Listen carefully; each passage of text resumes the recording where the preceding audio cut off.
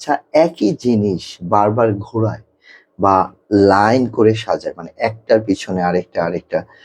যদি তাকে ব্লক দেওয়া হয়, ব্লকস গুলা লাইন করে করে সাজায়। যদি তারে গাড়ি দেওয়া হয়, গাড়িগুলা লাইন করে করে সাজায়। ইভেন বাসায় যে আলু পেঁয়াজ এগুলোও যদি পায়, সে লাইন করে করে সাজায়। এটা কি কোনো খারাপ অভ্যাস? এটাকে আমরা অকুপেশনাল থেরাপিস্টরা বলে থাকি স্টিরিওটিপিক্যাল বিহেভিয়ার বা সেলফ স্টিমুলেটরি বিহেভিয়ার। জি, এটা কি জিনিসটা? বাচ্চা যখন বারবার তার হাত নেড়ে, লাফিয়ে বা লাইন করে গাড়ি সাজায়, আসলে সে নিজের স্নায়ু যে সিস্টেমটা আছে, যে তার ব্রেনের যে ব্যাপারটা আছে, সেন্সোরিয়াল যে ব্যাপারটা আছে, হ্যাঁ? এই জিনিসটাকে শান্ত করার চেষ্টা করে। শান্ত করার চেষ্টা করে। এটা তাকে কি করে? সেলফ রিলিফ একটা টেকনিক এটা। যেমন এই যে যেমন আমরা পা নাচাই না? এক জায়গায় বসে থাকলে বা দাঁত কাটি না? নাক ইয়া করি, হ্যাঁ? অথচ নাকে ময়লা নেই, তারপরে সারাক্ষণ করতেছি। এই যে বিভিন্ন ধরনের জিনিসগুলি, চুল নিয়ে খেলা করি। এগুলাকে কি বলে? স্ট্রেস রিলিফ একটা টেকনিক।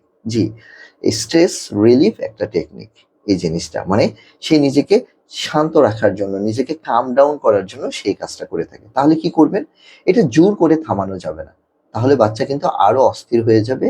বরং তাকে কি করতে হবে? একজন আপনার নিকটস্থ একজন অকুপেশনাল থেরাপিস্টের শরণাপন্ন হয়ে ওর জন্য একটা প্রোগ্রাম রেডি করে নিতে হবে, যে ওর জন্য বিভিন্ন ধরনের কাজ বের করতে হবে বাসায়, বিশেষ করে গ্রস মোটর এবং সেন্সোরিয়াল যে কাজগুলো আছে, ভারী কাজগুলো আছে, সিঁড়ি দিয়ে ওঠানামা করা, হামাগুড়ি করা, এই ধরনের কাজগুলা। 5 লিটারের বোতল নিয়ে কখনো এই কাজটা করবেন না, হ্যাঁ? এটা কিন্তু কোনো ধরনের থেরাপির মধ্যে পড়ে না। বাচ্চার হাত ছুটে যেতে পারে এখান থেকে, শোল্ডার সাবলাক্সেশন হতে পারে। এই ধরনের কাজ করবেন না, হ্যাঁ? হ্যাঁ, ব্যাকপ্যাক দিতে পারেন, ব্যাগ দিতে পারেন পিছনে কাঁধে, ব্যাগ নিয়ে সে হাঁটতে পারে ভারী কিছু নিয়ে। এই ধরনের জিনিসগুলা 10 থেকে 15 মিনিটের তার মধ্যে এই জিনিসটা চেষ্টা করবেন সে যেন কাজটা বন্ধ রাখে, তাকে অন্য কাজে এঙ্গেজ করার জন্য সর্বোচ্চ চেষ্টা করতে হবে। এবং গবেষণা বলছে যে এই ধরনের যে সেলফ স্টিমুলেটরি বিহেভিয়ার গুলো আছে, হ্যাঁ? এই যে সেলফ কালমিং যে টেকনিক গুলো আছে, এগুলো বন্ধ করতে গেলে কিন্তু বাচ্চার মধ্যে কিন্তু হিতে বিপরীত হয়। স্ট্রেস হরমোন রিলিফ হয়ে যায় এবং তার মধ্যে বিরূপ আচরণ তৈরি হয়। সে এটাকে নেগেটিভ ভাবে নিয়ে থাকে এবং একটা সংকেত হিসাবে নেয়, যেটা দেখা গেছে যে অন্য একটা আচরণ তৈরি হয়ে যায়। এজন্য এটা আমরা বন্ধ করব না। এটাকে আস্তে আস্তে করে এই সেলফ স্টিমুলেটরি বিহেভিয়ার থেকে তাকে কাম ডাউন এর অন্য জিনিসগুলা শিখাতে হবে। এই জিনিসটা আমরা মাথায় রাখবো। একজন অভিভাবক প্রশ্ন করেছেন, বাইরে গেলে আমার সন্তান কান বন্ধ করে ফেলে এবং চিৎকার করতে থাকে, মাটিতে গড়াগড়ি দেয়, বিশেষ করে মার্কেটে গেলে যখন লোকজন বেশি থাকে। খুবই আহ, কষ্টকর এবং বেদনাদায়ক অভিজ্ঞতা তৈরি করে। এই সমস্যা থেকে বের হওয়ার করণীয় কি? এটা একটা সেন্সরি ওভারলোড হয়। জি, সেন্সরি সিস্টেম। অনেকেই বলছেন যে স্যার কেন বারে বারে সেন্সরি সিস্টেম? জি, এটা একটা ব্রেন আমাদের সেন্সরি সিস্টেম গুলা দ্বারা পরিচালিত হয়। এই জন্যই বলা হয় সেন্সরি ইন্টিগ্রেশন থেরাপি, অকুপেশনাল থেরাপির ভূমিকা অনেক বেশি এই বিশেষ শিশুদের ক্ষেত্রে। Autism, down syndrome, cerebral পলসি, ADHD, attention deficit hyper activity disorder, বাচ্চার যত ধরনের ব্রেন সমস্যা আছে সেখানে অকুপেশনাল থেরাপি প্রথম চলে আসবে এবং তারাই আসলে ব্রেনের ফাংশনগুলো নিয়ে সবচেয়ে বেশি কাজ করে থাকেন। এই জন্য বলবো যে এটা সেন্সরি একটা ওভারলোড, মানে বাচ্চার মস্তিষ্ক একসাথে অনেক শব্দ, অনেক আলো, মানুষের গন্ধ, স্মেল, শরীরের গন্ধ, লাইটিং, মার্কেটের যে লাইটিং গুলো আছে, মানুষের গ্যাদারিং, গুম গুম একটা শব্দ, এগুলা অনেক সময় তারা নিতে পারে না। রেস্টুরেন্টের স্মেল, এক এক জায়গা থেকে এক এক স্মেল আসতেছে, নিতে পারে না। এই যে যেমন আমরা অনেক সময় দেখা গেছে গাড়ির ভিতরে অনেকে হর্ন দিলে আমরা একটু পরে রেগে যাচ্ছি, বা হঠাৎ করে আমার ফ্যানটা যদি একটু শব্দ করা শুরু করে, হ্যাঁ? তো এই ধরনের জিনিসগুলা এটা অটিজম বা বিশেষ শিশুদের জন্য অনেক সময় দেখা গেছে যে ড্রিল মেশিনের মতো কাজ করে। তার ব্রেনে কেউ যদি আমার সামনে যদি কেউ একটা ড্রিল মেশিন চালায়, যেরকম আমার অবস্থা হবে ঠিক তেমনই মনে হচ্ছে, তাদের কাছে মনে হয়। তো যেটা করবেন, বাইরে যাওয়ার আগে অবশ্যই তাকে আগে থেকে একটু রেডি করে নিতে হবে। সোশ্যাল স্টোরি, যে আমরা আজকে শপিং এ যাব। শপিং এ গেলে আমাদের এরকম লাইটিং থাকবে, দোকানগুলাতে আঙ্কেলরা থাকবে, অনেক মানুষজন থাকবে। আমরা সেখানে থাকবো, তারা কথা বলবে, সেগুলো আমরা একটু বোঝার চেষ্টা করব। এই ধরনের জিনিসগুলো। পাশাপাশি তাকে অবশ্যই জয়েন্ট কম্প্রেশন জাতীয় কাজগুলা, হেভি ওয়ার্ক কাজগুলা একটু করিয়ে নিবেন। অথবা চাইলে আপনি কি করবেন? হেডফোন বা নয়েজ ক্যান্সেলেশন ফোন, এই যে আমরা হেডফোন পরি না, ইয়ারফোন পরি না, এই যে এই ধরনের ফোনগুলা, এই ধরনের জিনিসগুলা দেখবেন যে এখানে ফোম লাগানো থাকে। এগুলা দিয়ে আপনি সুন্দর করে বিভিন্ন সূরা, আপনি যদি ইসলাম প্র্যাকটিস করেন তাহলে বিভিন্ন সূরা, বিভিন্ন কোরআনের আয়াত ছেড়ে হালকা ভলিউমে ছেড়ে দিবেন, সে দেখবেন যে অনেক ভালো থাকবে ইনশাআল্লাহ। বাইরে যারা প্যারেন্টস আছেন তাদের জন্য আইন অনুযায়ী বিভিন্ন পাবলিক প্লেস বা সুপারমার্কেট বা লাইব্রেরিতে শিশুকে সেন্সরি ডিভাইস ব্যবহার করতে বা ইয়া করা যাবে না। সেন্সরি ডিভাইস অবশ্যই তাকে ব্যবহার করতে দিতে হবে, এবং সেন্সরি যে তাকে যে ডায়েরিটা আছে, ডায়েরির মধ্যে লিখে দিতে হবে যাতে স্পষ্ট লেখা থাকে কোন কোন জিনিসগুলো তাকে ট্রিগার করে, যেটা হয়তোবা অন্য মানুষ যদি তার জিনিসটা দেখে সে যেন বুঝতে পারে যে ও এই জিনিসগুলো ট্রিগার করে। এটা কিন্তু বাংলাদেশি প্যারেন্টসরাও করতে পারেন, যে আমার বাচ্চাকে কি কি ধরনের জিনিসের সমস্যা হয়, আলোতে সমস্যা হচ্ছে না, কানের শব্দে সমস্যা হচ্ছে, না স্মেলের সমস্যা হচ্ছে, না গ্যাদারিংটা নিতে পারতেছে না, ট্যাকটাইল স্পর্শ, এই জিনিসটা একটু বোঝার চেষ্টা করতে হবে ইনশাল্লাহ। ঔষধ কি অটিজমে সাহায্য করে? আচ্ছা, নিউরোলজিস্ট, চাইল্ড সাইকিয়াট্রিস্ট কেন দেখাবো? আচ্ছা, অনেক বাবা মা ওষুধের নাম শুনলেই ভয় পেয়ে যান। জি, আমি একজন অকুপেশনাল থেরাপিস্ট, আমি কিন্তু পেশেন্টকে কখনোই ওষুধ দেই না, মানে আমার যে ক্লায়েন্ট যারা আছে বাচ্চারা, এটা কিন্তু ডাক্তারের কাজ। আচ্ছা, তো সেক্ষেত্রে তারপরে যেহেতু প্রশ্নটা করেছেন, আমি বলবো যে বিভিন্ন গবেষণায় আসছে যদি ADHD থাকে বাচ্চার মধ্যে, যদি অতিরিক্ত মারাত্মক অস্থিরতা থাকে, হাইপার অ্যাক্টিভিটি বিহেভিয়ার থাকে, ডিস্ট্রাকটিভ বিহেভিয়ার থাকে, তাহলে অবশ্যই আপনি একজন অভিজ্ঞ চাইল্ড নিউরোলজিস্টের শরণাপন্ন হবেন। এবং এই কিছু কিছু মেডিসিন আছে যেগুলো কিন্তু তার ব্রেনকে শান্ত রাখতে, তার শরীরটাকে কাম ডাউন করতে সাহায্য করে, তাকে ভালো ঘুম আনতে সাহায্য করে। হ্যাঁ, এই ধরনের জিনিসগুলো আপনারা করতে পারেন। পাশাপাশি আপনাকে অবশ্যই অকুপেশনাল থেরাপি নিতে হবে। কারণ মেডিসিন একটা পার্শিয়াল, মেডিসিন কোনো সলিউশন না। কারণ অটিজম কিন্তু কোনো রোগ না। যে কারণে মেডিসিনটা আপনি নির্দিষ্ট লং টার্মের জন্য দিতে পারবেন না। আপনাকে অবশ্যই থেরাপির মাধ্যমে তার সেন্সরি সিস্টেমটাকে ঠিক করতে হবে। সেন্সরি সিস্টেম যদি ঠিক না হয়, তাহলে কিন্তু আপনাকে মেডিসিনটা ড্রাগ এডিক্টেডদের মতো লাইফ লং চলে যাবে। ডোজের পরে ডোজ বাড়বে, একটা সময় পরে এগুলো আর কাজ করবে না। এইজন্য আমি বলবো যে অবশ্যই আপনাকে আপনার শিশুটাকে আপনার নিকটস্থ একজন অভিজ্ঞ শিশু বিশেষজ্ঞ অকুপেশনাল থেরাপিস্টের কাছে নিয়ে আসেন। আমার সন্তান শুধু আমার কাছেই থাকে, অন্য কারো কাছে গেলেই কান্না জুড়ে দেয়, কি করব? এটা আসলে আমাদের বাংলাদেশী বাবা-মা সবারই সমস্যা। আমরা অনেক আদর করি বাচ্চাটাকে, কোথাও যেতে দেই না, কারো কোলে যেতে দেই না, সবসময় নিজের কাছে থাকে। এটি একটি সিলেক্টিভ একটা অ্যাটাচমেন্ট একটা ব্যাপার। এটা সব শিশুদেরই থাকে ছোটবেলা। হ্যাঁ? এটা থিওরিরই একটা অংশ। মায়ের শরীরের যে উষ্ণতা, মায়ের শরীরের যে গন্ধ, মায়ের স্পর্শ, এগুলো একটা শিশুর জন্য অনেক নিরাপত্তার একটা প্রতীক। অন্য কেউ এলেও সেই সেন্সরি সিস্টেমটা কাজ করবে না। হ্যাঁ? যখনই মায়ের কাছে যায় তখনই তার সেন্সরি সিস্টেমটা কাম হয়ে যায় অটোমেটিক্যালি। এইজন্য দেখবেন যে বাচ্চারা কারো কথা না শুনলেও মা ডাকলে ঠিকই চলে আসে। অথচ বাবা ডাকলে সে কোনো পাত্তাই দিচ্ছে না। হ্যাঁ?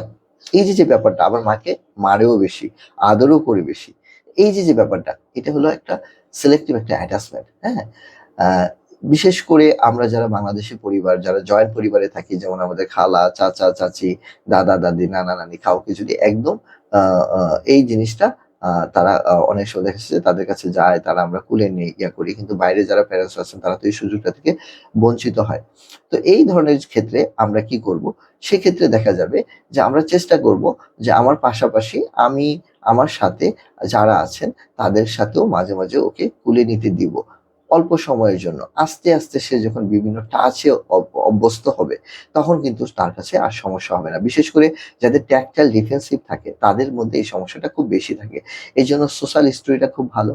যেমন সোশ্যাল স্টোরিটা খুব ভালো। সোশ্যাল স্টোরি মানে সামাজিক গল্প। ছোট, ছোট গল্প তৈরি করে তাকে শোনাতে পারেন প্রতিদিন, দেখাতে পারেন। তারপরে সবার সাথে হ্যান্ডশেক করা, মাঝে, মাঝে হাগ করা, তারপরে বিভিন্ন মেসি প্লে করা, বালি, মাটি, আটা, হ্যাঁ? ঘাস।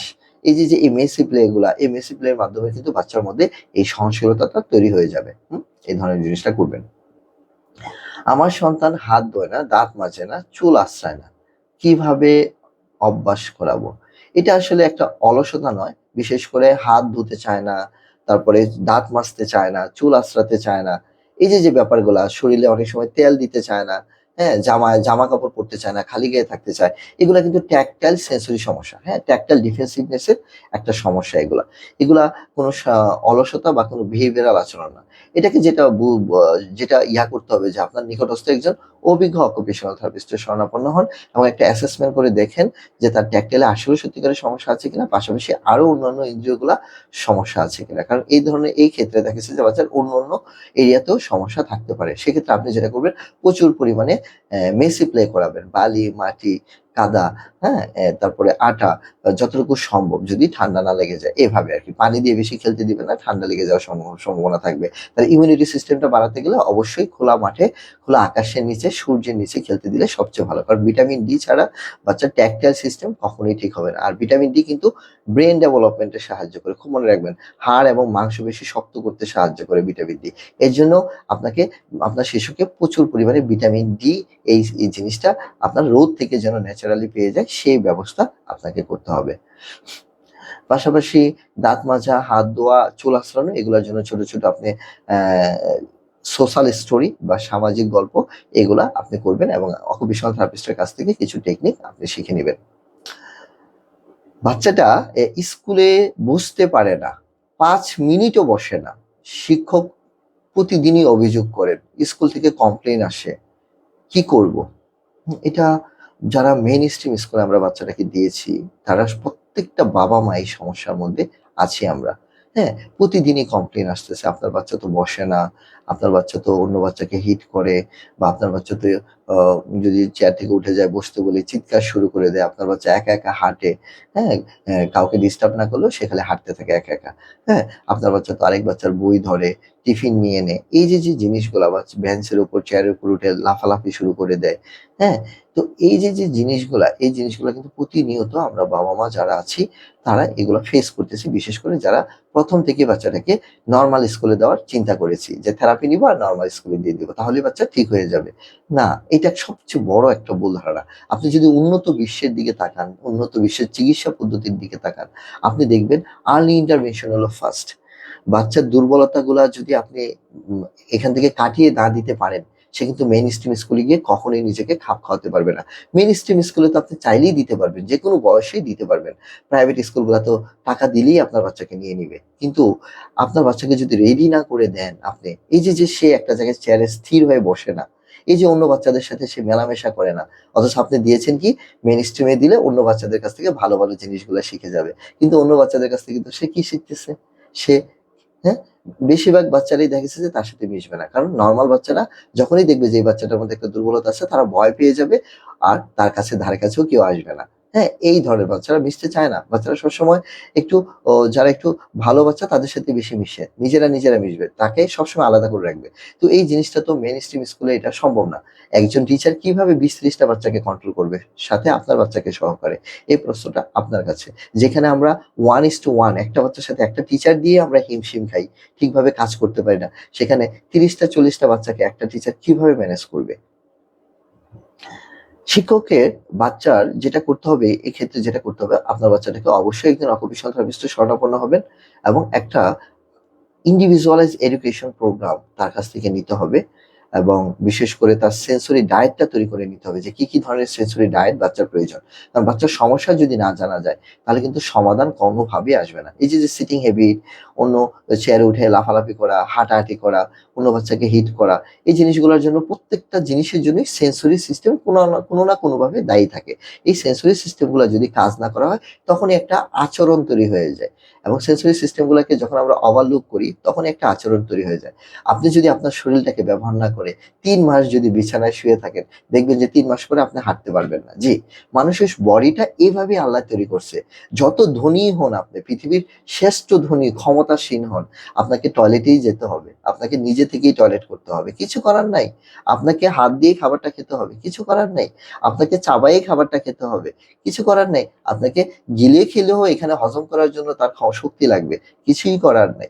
অতএব মানুষকে এইভাবেই কর্মক্ষম করেই আল্লাহ তৈরি করছেন। এজন্য যেটা করতে হবে যে তাকে অবশ্যই এই বাচ্চাকে তার এই সমস্যাগুলো ঠিক করার জন্য একজন অভিজ্ঞ অকুপেশনাল থেরাপিস্টের শরণাপন্ন হবেন এবং দেখতে হবে যে তার সিটিং হ্যাবিটটা কিভাবে বাড়ানো যায়। এবং অবশ্যই বাচ্চা যদি ছোট থাকে আর্লি ইন্টারভেনশন প্রোগ্রাম, দয়া করে স্পেশাল স্কুলের প্রতি নেগেটিভ ধারণা নেবেন না।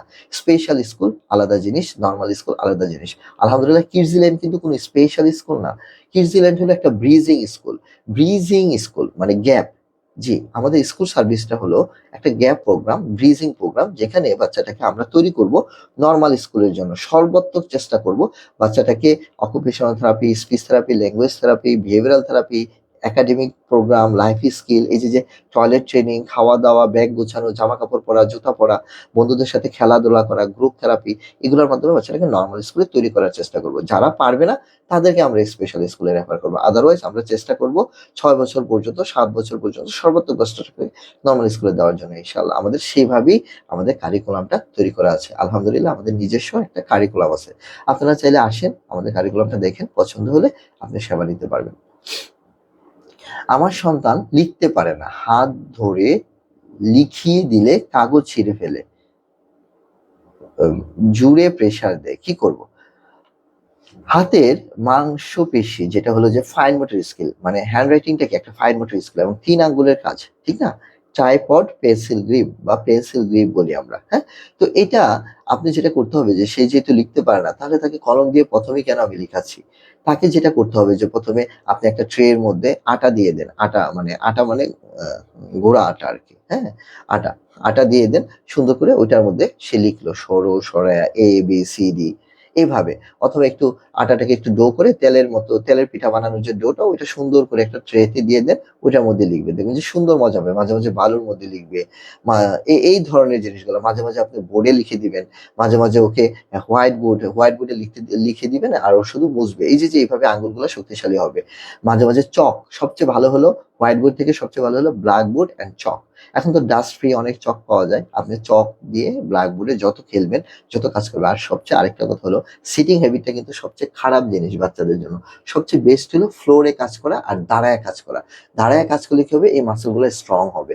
এই মাসল যদি স্ট্রং না হয়, এই জয়েন্ট গুলো যদি স্ট্রং না হয়, হাতে কখনোই তার শক্তি আসবে না। যতই আপনি ফাইন মোটরের কাজ করেন, কোনো লাভ নেই। যদি আপনার এই জিনিসগুলো, তো এই জিনিসগুলো তো আসলে আপনার অকুপেশনাল থেরাপিস্ট ভালো জানেন। এজন্য হ্যান্ড রাইটিং এর জন্য আপনি আপনার নিকটস্থ একজন পেডিয়াট্রিক, শিশুদের নিয়ে যারা কাজ করে শুধুমাত্র সেই অকুপেশনাল থেরাপিস্টের কাছে যাবেন। আচ্ছা। আমার বাচ্চাটা রাত জেগে থাকে, রাত ২টা থেকে ৩টা পর্যন্ত কোনোভাবেই ঘুমায় না। কি করব? আচ্ছা, অটিজম বা বিশেষ শিশুদের ক্ষেত্রে মেলাটোনিন হরমোনটা ঠিকভাবে নিঃসৃত হয় না। জি, মেলাটোনিন যে হরমোনটা সেটা নিঃসরণ মানেই হলো আমাদের ঘুম, ঘুম ভাব আসবে। আমরা হাই তুলতে থাকবো এবং ঘুমিয়ে যাবো একটা সময় পরে। তো দেহের যে আমাদের একটা ভিতরে একটা ঘড়ির মতো আছে, হ্যাঁ? সার্কাডিয়ান রিদমের মতো এলোমেলো থাকে।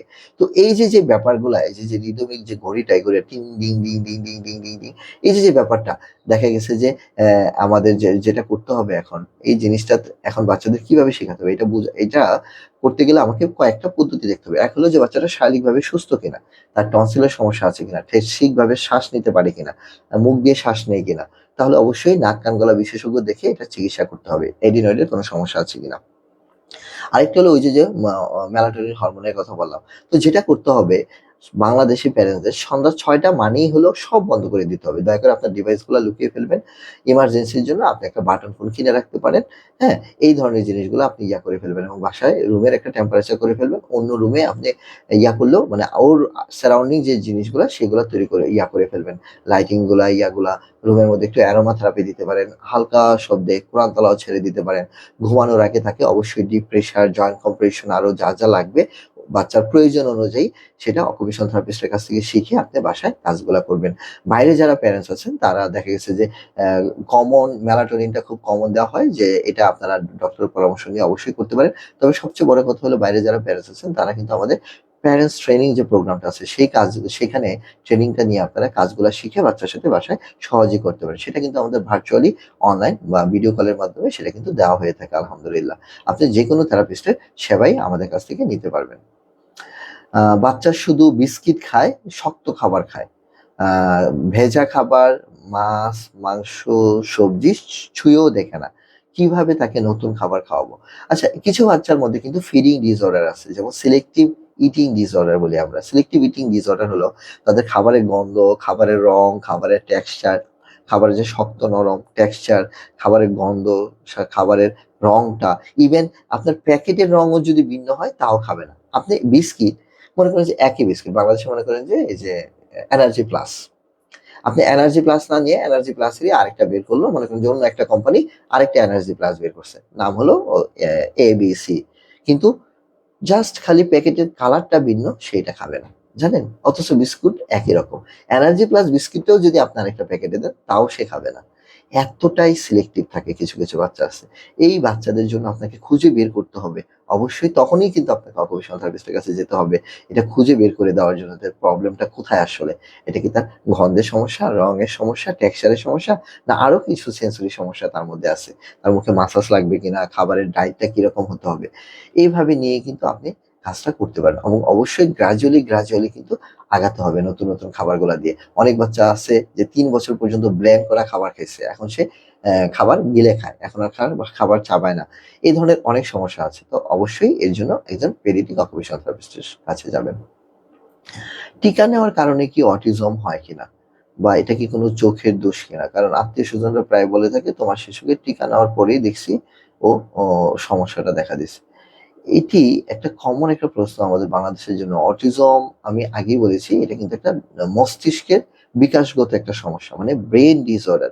এটা কিন্তু কোনো রোগ না। এটা টিকা বা চোখের দোষ, এই জিনের আসর, বাবা-মায়ের কোনো কাজ। কারণ কোরআনে তো বলাই আছে যে বাবার শাস্তি ছেলে পাবে না, সন্তানের শাস্তি মাও পাবে না। তো মার শাস্তি তো মাকে না দিয়ে ছেলেকে কেন দিবে? বাবার শাস্তি বাবাকে না দিয়ে তো ছেলেকে দিবে না। তাহলে এই ধরনের বিশ্বাস মানে হলো আমাদের ইমানের দুর্বলতা। দয়া করে এই ধরনের বিশ্বাস করবেন, জীবন শেষ, ইমান শেষ। ইমান শেষ মানে আমরা শেষ। আমাদের আর কোনো কিছুই নাই। হজ করে বড় হজ করে নামাজ পড়লে কোনো লাভ হবে না যদি ইমানই না থাকে। হ্যাঁ? তো এই ব্যাপারগুলা খুব সেনসিটিভ জিনিস। এই ধরনের জিনিস বলা থেকে, চিন্তা করা থেকে খুব দূরে থাকবো। আল্লাহ আমাকে হয়তোবা একটা সন্তান দেয় নাই। আল্লাহর কাছে শুকরিয়া আদায় করতে হবে। আরেকটা প্যারেন্টসকে সন্তান দিয়েছেন কারণ আল্লাহ তাকে পছন্দ করেন এবং আল্লাহ জানেন যে সে ধৈর্যশীল এবং তার পরীক্ষাটা এখানেই হচ্ছে। তো এজন্য আপনার আল্লাহর কাছে করা উচিত যে আল্লাহ পরীক্ষাটা তো আমাকে দিলেন না। তাকে দেয়া হয়েছে। সে অনেকটা ভাগ্যবান। তো অটিজম যেহেতু মস্তিষ্কের একটা বিকাশগত সমস্যা এবং বৈজ্ঞানিকভাবে প্রমাণিত যে এটা টিকা বা কোনো কিছুর মাধ্যমে হয় না। বেশ কিছু রিসার্চ এর আগে হয়েছিল। তারা মনে করেছিল যে এটা টিকার মাধ্যমে হয়। বিশেষ করে আমেরিকান কিছু রিসার্চ বা এই যে ইহুদি নাসারাদের কিছু রিসার্চ। এটা আসলেই কোনো লিঙ্ক নেই এটার সাথে। এটা অটিজম একটা ব্রেইন ডিসঅর্ডার। এটা আল্লাহ প্রদত্ত একটা জিনিস। এটা কেন আমাকে দিছে আল্লাহ, আল্লাহই ভালো জানেন এবং আমার যতটুকু সামর্থ্য আছে আমি সামর্থ্য অনুযায়ী যে সেবাগুলা বর্তমানে পৃথিবীতে আছে সেই সেবাগুলা আমি নেওয়ার চেষ্টা করব। যেহেতু আমাদের নবীজি সবসময় বলছে যে তোমরা চিকিৎসা নাও। হ্যাঁ? এবং আমাদের নবীজিও কিন্তু বিভিন্ন চিকিৎসা গ্রহণ করতেন। তো এই জিনিসটা নিয়ে যতটুকু সম্ভব occupational therapy, special language therapy, physiotherapy, behavioural বা ABA therapy, psychological service, special need educator, এই যে সার্ভিসগুলো আছে সবগুলা সার্ভিস আমি আমার বাচ্চার জন্য বাচ্চার প্রয়োজন অনুযায়ী নেওয়ার চেষ্টা করব। একটা সুন্দর একটা প্রশ্ন করেছেন একজন, আমার শিশুটার ২২ বছর বয়স। আচ্ছা, ওরা কি আস্তে আস্তে স্বাভাবিক জীবনযাপন করতে পারবে? আ বিশেষ করে চাকরি, বিয়ে এগুলা কি ওরা করতে পারবে? সত্যি বলতে অটিজম স্পেকট্রাম ডিসঅর্ডারটা কিন্তু একটা প্রশস্ত একটা বটগাছের মতো। তার অনেক শাখা-প্রশাখা আছে। এটা মোস্ট ক্রিটিক্যাল অ্যান্ড চ্যালেঞ্জিং একটা ডিসঅর্ডার। এটা বহুরূপী একটা কন্ডিশন। একটা বাচ্চার সাথে আরেকটা বাচ্চার কখনোই মিলবে না। বর্তমান বিশ্বের সবচেয়ে ফেমাস যে সেলিব্রিটি বলেন, হ্যাঁ? ইসরায়েল যারা যমের মতো ভয় পায় তার কথাই বলেন, গীতা থাউসবার্গ উনি কিন্তু একজন অটিজম ব্যক্তি। দেখেন সে সারা পৃথিবী কাঁপায় দিচ্ছে। হ্যাঁ? তা আমরা হাত পা মাথাওয়ালা মানুষরা কি করতেছি? কিছুই করতে পারতেছি না ফিলিস্তিনের জন্য। তো এই ধরনের জিনিস অনেক ভালো স্কলাররা আছে। হ্যাঁ? অনেক ভালো ইঞ্জিনিয়ার আছে, আর্টিস্ট আছে, সফটওয়্যার ডেভেলপার আছে। হ্যাঁ? আমাদের এই যে এ পার্শ্ববর্তী দেশে এরকম একজন ছিল। হ্যাঁ? ম্যাথের সারা পৃথিবী তাকে এক নামে চিনে। নামটা আমার এখন মনে আসতেছে না। এরকম আশেপাশে অনেক আছে। বাংলাদেশেও এরকম খুঁজলে আপনারা নাম না জানা অনেক পাবেন। কারণ আমাদের মিডিয়া গুলো তো আসলে তাদের নিয়ে কখনো ভাবে না। তো এইজন্য হয়তোবা মিডিয়াতে তারা আসে নাই। তো ট্রাম্পল গ্যান্টিং নামে একজন মহিলা আছে। উনি বিশ্ববিখ্যাত একজন অ্যানিমাল সায়েন্টিস্ট। হ্যাঁ? এবং উনি একজন অটিস্টিক ব্যক্তি। উনার লেখা কিন্তু অটিজমের উপর বই আছে। আপনারা খুঁজলেই Amazon এ পেয়ে যাবেন। হ্যাঁ, জি, বিয়ে সম্ভব। তবে সঙ্গী যে হবে তাকে বিষয়টা বুঝে নিতে হবে যে তার হাজবেন্ডের এই সমস্যাগুলো আছে। হ্যাঁ, এবং তাদের দ্বারা কিন্তু কনজুগাল লাইফ লিড করা সম্ভব এবং তাদের স্বাভাবিক সবকিছুই সম্ভব। বাচ্চা-কাচ্চা দেওয়া সবকিছুই সম্ভব। তবে সবকিছুরই একটা লিমিটেশন আছে। হ্যাঁ? মাঝারি থেকে গুরুতর যে অটিজম যাদের মধ্যে হয়, যারা বিশেষ করে টাকা-পয়সাটা এখনো শিখতে পারছে না, সে নিজের কাজকর্মগুলা সঠিকভাবে করতে পারছে না। তাদের জন্য দেখা গেছে যে পেইড শেল্টারড ওয়ার্কশপ বা ভোকেশনাল ট্রেনিং বা এই যে যেমন মনে করেন যে বাংলাদেশে যেমন স্বপ্ন আছে, হ্যাঁ? তারপরে এই যে বিভিন্ন ধরনের সুপার শপগুলো আছে, বিদেশে যেমন ওয়ালমার্ট আছে, এই যে বিভিন্নগুলো আছে, হ্যাঁ? বিভিন্ন প্রতিষ্ঠানগুলো আছে যেমন এই যে পার্শ্ববর্তী বিভিন্ন দেশগুলোতে যেমন বিভিন্ন সুপার শপগুলো আছে। এই সুপার শপগুলাতে কিন্তু তারা বাচ্চাগুলাকে ট্রেনিং দেয় এবং সেই অনুযায়ী কিন্তু তারা কাজ করতে পারে। হ্যাঁ? বিশ্বের অনেক দেশে আমি দেখেছি যে বাচ্চারা রেস্টুরেন্টে, বাচ্চারা শপিং মলে, বাচ্চারা অফিসে কাজ করছে। তার জন্য দরকার হলো আমাদের সদ ইচ্ছা এবং বাংলাদেশেও কিন্তু বিভিন্ন প্রতিষ্ঠান কেয়া কসমেটিক্স এ আমি যখন গিয়েছিলাম, আমি অনেক বাচ্চা দেখেছি। অনেক বড় সরি বাচ্চা না মানে অনেক বড় মানুষ দেখেছি যারা বাক প্রতিবন্ধী এবং তাদের বিশাল একটা অংশই হলো বাক প্রতিবন্ধী। তারা কথা বলতে পারে না। হ্যাঁ? হ্যাঁ? কানে শোনে না। তারা সাইন ল্যাঙ্গুয়েজ ইউজ করে। এই যে হুইল চেয়ার ইউজার। তো এই যে বিভিন্ন মানুষগুলো এখানে কাজ করতেছে সেটা কিন্তু একটা বড় একটা সফলতা এবং আমাদেরই এই অ্যাওয়ারনেস রেইজিং, এই যে লিয়াজন, নেটওয়ার্কিং এগুলো আমাদের করতে হবে ইনশাআল্লাহ। এই জিনিসটা আমরা করব। তো আরেকটা যেটা জিনিস হলো আমি আমার সন্তান অন্যদের সাথে খেলে না, শুধু একা থাকে। ওকে কিভাবে সামাজিকতা শিখাবো? অটিজমের একটা অন্যতম একটা বৈশিষ্ট্য হলো শিশুরা একা কাজ করে সামাজিক হতে চায় না। সে জানে না কিভাবে এই কাজটা শুরু করতে হবে। যে কারণেই বাসায় ১০-১২ টা ভাই-বোন থাকলেও সে দেখবেন আলাদা। তখনও মা বুঝে না যে বাচ্চাটাকে স্কুলে দিলে ঠিক হয়ে যাবে। তখনও তারা ভুলে স্কুলে দেয়। যে বাচ্চারা বাসায় ভাই-বোনের কাছে ঠিকমতো সামাজিকতা শিখছে না, বাবা-মার কাছে শিখছে না, সে কিভাবে নাম না জানা একটা পরিবেশে গিয়ে শিখে ফেলবে? কখনোই না। তাকে এটা ট্রেনিং দিতে হবে, শিখাতে হবে। এই জিনিসটা আমরা ভুল করি। এজন্যই আমি বলি যে আর্লি ইন্টারভেনশন প্রোগ্রাম এবং এই ধরনের স্কুলিং যে সেবাগুলো আছে সেখানে আপনার বাচ্চাটাকে নিয়ে আসতে হবে বিশেষ করে থেরাপি সেন্টার। থেরাপি নিতে হবে, স্কুলিং নিতে হবে। কখনোই স্টিগমা রাখা যাবে না যে শুধু থেরাপি নিলেই হবে। না, থেরাপি নিলে হবে না। বাসায় থেরাপি নিলে হবে, হতে পারে। কিন্তু সেন্টার আর বাসা কখনোই এক হয় না। হ্যাঁ? তো এইজন্য আপনাকে অবশ্যই একটা প্রতিষ্ঠানের সাথে থাকতে হবে। দেখবেন যে বাচ্চাটা আস্তে ঠিকই ইমপ্রুভ করবে। এই থেরাপি সেন্টারে আসলে তখন তাকে শেখানো হবে যে থেরাপি প্লেটা কিভাবে করতে হয়, সামাজিকতা কিভাবে করতে হয়। তখন গিয়ে যখন আপনার বাচ্চাটার সামাজিকতা ডেভেলপ হবে তখন আপনি গিয়ে নরমাল স্কুল বা বিভিন্ন জায়গায় দিতে পারবেন। পাশাপাশি বাইরে যে প্রবাসী অভিভাবকরা আছেন তারা যেটা করবেন যে আপনাদের সোশ্যাল যে স্কিল গ্রুপ গুলা আছে, প্লে থেরাপি গ্রুপ গুলা আছে বা বিভিন্ন সোশ্যাল যে পার্টি গুলা আছে সেগুলাতে বাচ্চাটাকে এনগেজ করবেন। আপনাদের আশেপাশে যে ক্লাব গুলা আছে, বাচ্চাদের চিলড্রেন ক্লাব গুলা আছে, সেই চিলড্রেন ক্লাব গুলাতে আপনারা এই বাচ্চাগুলাকে নিয়ে যাবেন। হ্যাঁ? সেখানে নিয়ে গেলে দেখবেন যে আস্তে বিভিন্ন পার্ক গুলাতে প্রচুর পরিমাণে এক্সপোজার করাবেন। দেখবেন যে তার সামাজিকতা আস্তে বাড়বে। আমি কাজ করি, সময় খুবই কম। বাড়িতে কিভাবে সহজে থেরাপি দিব? জি, এটার জন্য সবচেয়ে বেস্ট হলো আপনাকে আমাদের প্যারেন্টস ট্রেনিং এ চলে আসা। আগে আপনাকে জানতে হবে থেরাপিটা কি? কেন কাজ করবেন? কিভাবে কাজ করবেন? কোন থেরাপিটা আপনার বাচ্চার জন্য দরকার? Occupational therapy, speech and language therapy, physiotherapy, behaviour বা এভিয়া থেরাপি বা স্পেশাল নিড এডুকেটর। এটা জানতে হলে তো একজন অবশ্যই অভিজ্ঞ প্রফেশনাল অকুপেশনাল থেরাপিস্টের শরণাপন্ন হতে হবে। নাহলে আপনি কিভাবে কাজটা শিখে বাচ্চার সাথে করবেন? আপনাকে তো শিখতে হবে কারণ এটা তো নতুন একটা জিনিস। এইজন্য বলব যে আপনারা চাইলে সরাসরি অথবা অনলাইনে দেশে এবং বিদেশে পৃথিবীর যেখানেই থাকুন আপনারা চাইলে ভার্চুয়ালি আমাদের এই ট্রেনিং প্রোগ্রামটা